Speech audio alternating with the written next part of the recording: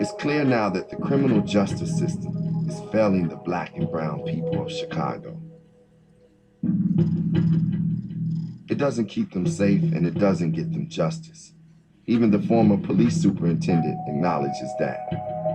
It locks them up when they don't belong behind bars, and it marks them with convictions that can derail their lives forever. Even the sheriff of Cook County acknowledges that. And it's not just Chicago. Across the country, racial bias in the criminal justice system is stark and it's undeniable. Blacks are more than twice as likely to be killed by police as whites. We are 10 times more likely to be arrested for a drug offense. And when we are arrested, we are 30% more likely to be imprisoned for the same crime. Everything I read refers me back to the same book, The New Jim Crow, by Michelle Alexander. She says that more black men are under the control of the criminal justice system today than were enslaved on the eve of the Civil War. I'm staggered by these numbers. But at first, her conclusions are hard to accept. The first time I encountered the phrase, the new Jim Crow, I remember just thinking to myself, yeah, the criminal justice system is racist in a lot of ways, but it doesn't help to make such absurd comparisons to Jim Crow. People just think you're crazy.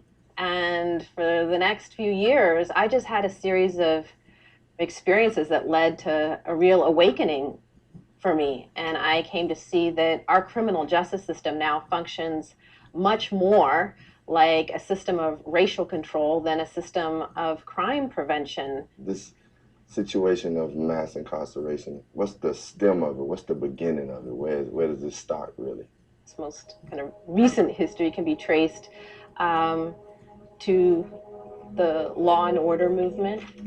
I say segregation now, segregation tomorrow, and segregation forever. When segregationists found they could no longer say segregation forever, they began calling for law and order and portraying civil rights protesters as having no regard for the law. The law and order movement evolved into the Get Tough movement and a war on drugs in the 1980s. I raised the priority of drug abuse by declaring it a threat to our national security. That drug war has been absolutely devastating. It's a system that effectively sweeps millions of poor people of color off the streets, primarily for nonviolent, drug-related offenses. It is a war that helped to set into motion this whole system of mass incarceration. We have created in a period of just a few short decades a prison system unlike anything the world has ever seen. From the violence to mass incarceration to a lot of people being jailed here, why is Chicago such a central point? Here in Chicago, you have a city that suffered as much as any city did from deindustrialization and the disappearance of work. In 1970, about 70% of African Americans had blue-collar factory jobs. By 1987, that figure had plummeted to 28%. Work vanished. Jobs were shipped overseas. Deindustrialization, the collapse, literal economic collapse of Black communities. Now, did we invest in those communities? In those kids? No. Instead, we declared war. This wasn't inevitable. We had a choice about how to respond. And when you look at what neighborhoods have been most affected by the drug war and mass incarceration in Chicago, and you look at who is now actually committing, acts of violence, and where young people are acting out with enormous fear, rage, despair, brokenheartedness, right? These are kids whose family members have been cycling in and out of the prison system. These are kids who have grown up believing that no matter what they do one way or another, they're going to jail. These are young folks who grew up in the age of mass incarceration. And, we want to just blame them, say, we got to get tough on them.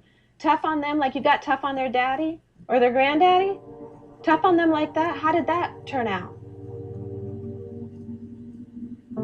The state's prisons are filled with the sons and grandsons of America's war on crime.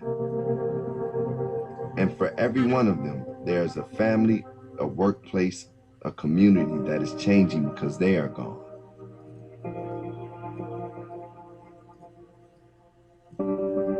At first, he told me he was out of town. I kept on asking my stepsister, so she got irritated and she told me. She said he was in prison. I was sad, angry.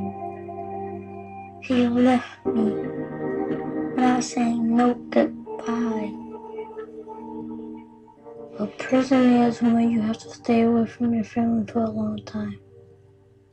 And the cops have to tell you when to wash up, when to eat, when to go to sleep, when to wake up, and do everything. You have to stay in here, and I'm not able to see him on my birthday. He might come back one day.